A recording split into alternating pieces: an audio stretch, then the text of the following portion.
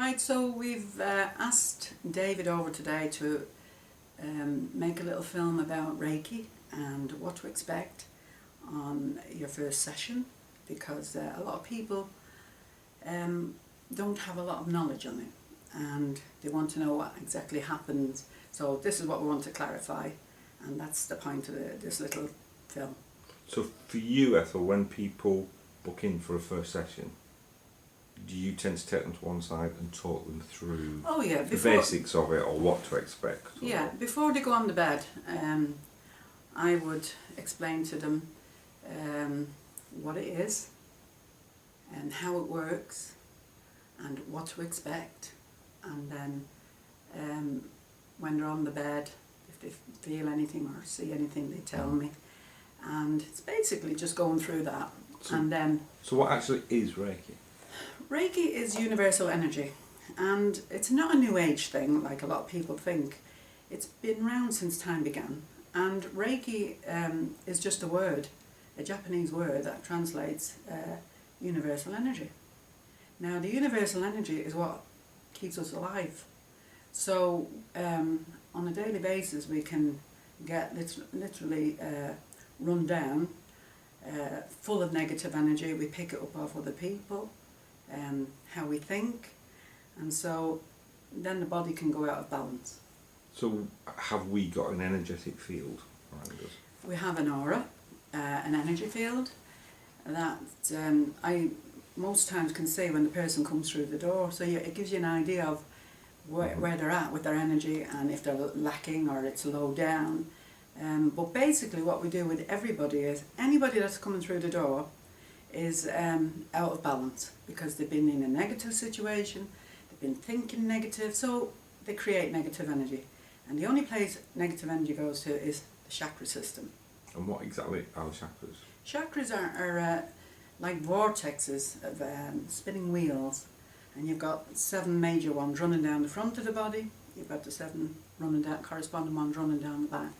You've got them in your shoulders, elbows, hands, tips of your fingers, behind your knees, in your feet, and again out into the aura, extends right out to the universe. So are you working with people's chakras? Yes.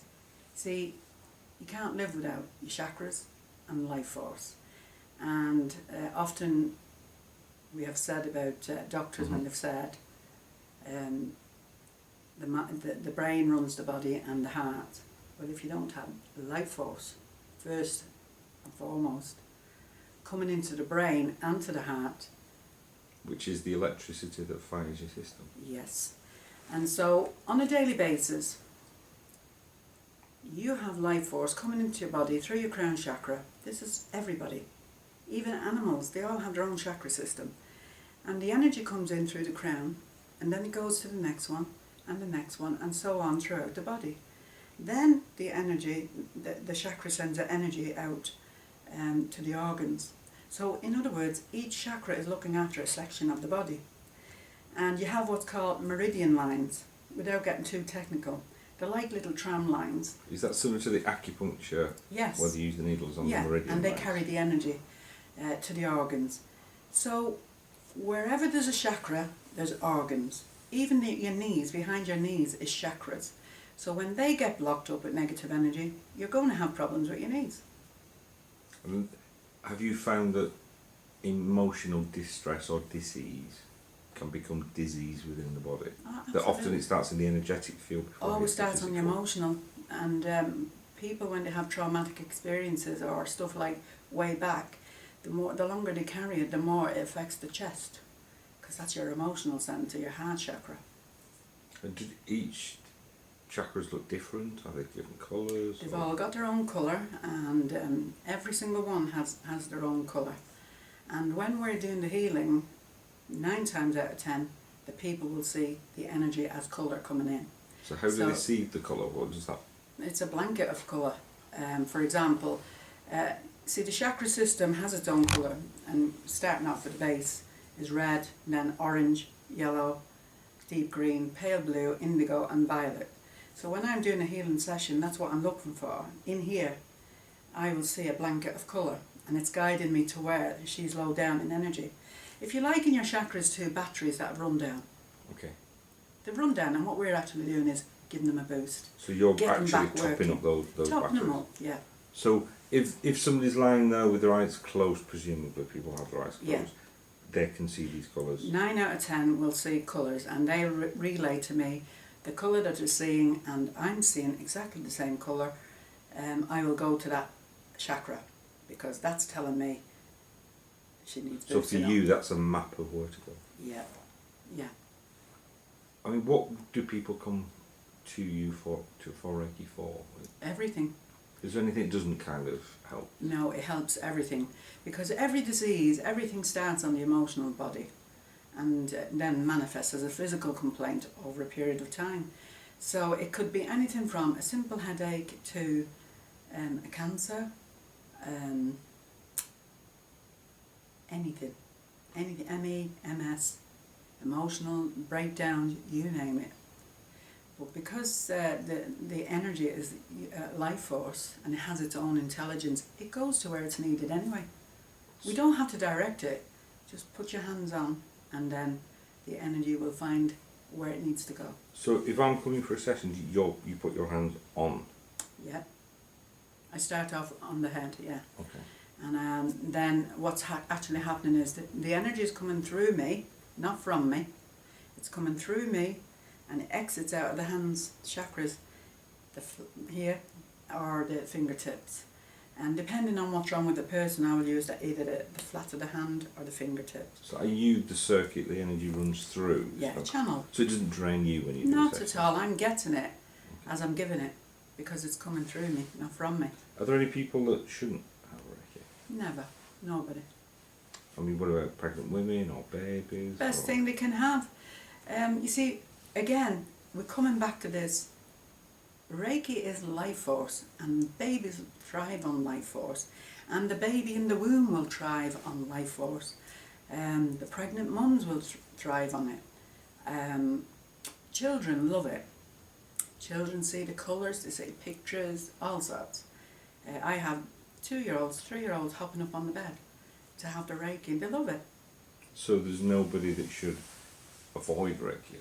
Not at all. There's no conditions. Nothing. Or there's no side effects to it that None could be. whatsoever. The only thing I warn people about, I'm going to say warn lightly, is when they've had a session, what happens is it causes the energy causes a reaction in the system.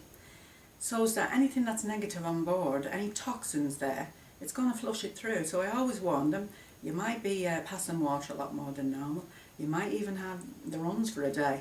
Anything like that is good, because that's telling you the system is flushing through. And on the emotional level, they might have tears in the next couple of days, or they might set off laughing for the least thing, or they might feel agitated, and these are all good signs to me. Or somebody coming in with a back complaint and having a session might feel that even worse 2 or 3 days later. Only I might. But that's telling me that the energy is doing its job. Okay. So no pain, no gain, in other words. So do you keep your clothes on? Do you have to go down to underwear? Or well, listen, David, if you ever go anywhere where they tell you to get your clothes off, run. Because there have been people that... Yes, there has been people out there that where they say, right, take your clothes off. Well, it doesn't happen on the majority of people that we train, and well, all people that we train. And no, the only thing you remove is your shoes, and that's common sense. You're getting on a healing bed, and of course you've got the chakras in the feet, so we like the energy to run through. If somebody has got a physical condition where they can't get onto the bed, can you do it in a chair or? Yeah, sit them on a chair, so long as you can have access to their back, you know, and sit them on a chair, and or such as the healing bed I have, I can move it up and down, take it right down to the floor if I want, and then just let them sit on it. So do I lie on my back, do I lie on my front? Lie on your back, and I put on a bit of music, and it's helping you relax, and it's a very, very lovely experience. I mean, how do I know it's working? You'll know. You'll either feel tingling going on, or you might get very, very hot, or you might see colours or visions. People see visions, all sorts. The odd person that has said that they didn't actually experience anything, that would be telling me that they're having it on the emotional level, and then it's got to filter down onto the physical, and they will feel something in the next few days. So there's nothing wrong with them if they don't feel anything? No. So is their session as strong as somebody that is seeing the colours or that is feeling exactly the same? So they're getting the same kind of voltage of power? Yeah. And is every Reiki practitioner the same? No. So how do you pick which is good and which is bad, and what are the signs to look for? Well, is it word of mouth or how you feel when you meet somebody? Yeah, you'll be drawn to a person. If you're looking for a Reiki practitioner and you hear of somebody and you only have to speak to them. You always go with your instincts. Go with your gut instinct. And if you get a bad feeling about that person, you don't go, obviously. Because these are total strangers. And there's a lot of stuff going on out there that comes under the guise of Reiki, Because you see it advertised kind of in the most obscure places now, don't you? Ridiculous. And that's not what I would call a genuine Reiki. And again, the prices as well. Absolutely stupid, ridiculous prices. We make it affordable. We have everything, every sickness, every illness coming through the door, and you use your own common sense. I would never turn anybody away, whether they could afford it or not. And how long does a session take? About 3/4 of an hour to an hour, depending on what's... See, sometimes the Reiki brings up emotional stuff, and you can't so very well just stop midway and say, time up. And then if they have an emotional release, that's great healing. Whether they cry or they laugh, that's a good release of negative energy coming out of the system. So what happens if I fall asleep? Will it still work? Even better, yeah, because you're totally relaxed. You're getting healing on all levels, mental, emotional, spiritual and physical. And your whole body is totally relaxed. And you've got spiritual guides, obviously, that's working with you as well. So, yeah, it's lovely. So do you turn people over? Do you do the front and the back? Or? No, I'll leave them now on the back because, depending on the person, if they want their back addressed, they have a problem with the back, I would turn them on their side and work on the back, because that's really the one that's giving them a lot of jip. And do you ever say that it'll take so many sessions, or how many sessions will somebody No, I always say to them, you'll know yourself, how you feel, your body will tell you. So some people it could be one session, some people it could be... Exactly. 1 or 2 sessions, or with some people, depending on what's wrong with them. You see, we've got to balance up their energies and everything that's gone haywire over the last few years, so you can't just do it in one session. But I don't like saying to people, you have to have so many sessions, because that to me is like selling it, and that puts people off. So I always say to them, you'll know, and if you feel any better, come back.